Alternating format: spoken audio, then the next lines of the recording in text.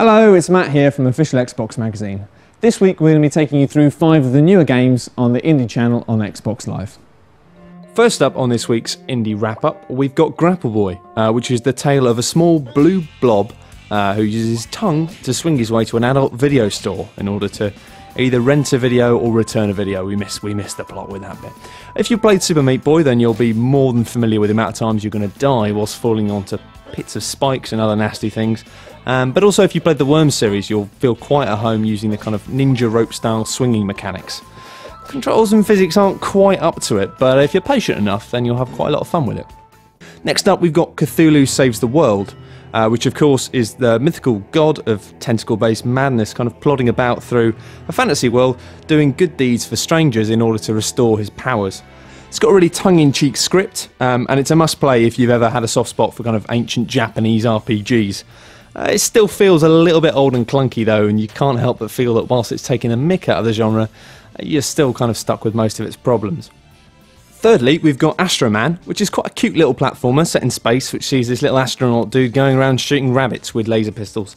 We're guessing it's on the moon, because from the looks of this, everything seems to be made of cheese.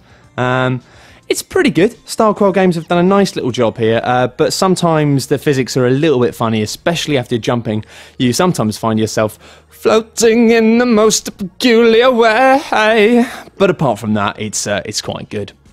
And next up, we've got Alien Hunter, which is it's just like Wolfenstein 3D, except it isn't 1992. It's got aliens instead of Nazis, and it's not very good. I mean, maybe alien abductions actually are this boring, and you know, you just don't hear about it often because they make really dull anecdotes. Finally, however, we've got Revolver 300, which is a shoot 'em up with a twist, except this literally does have a twist in the fact that waves of bullets come towards you, and you actually can use the left and right triggers to spin the entire axis of the game, turning a big wave of bullets into a tiny stream. It's also got a really nice function, the fact that you can't die, you just lose multiplier every time you get hit.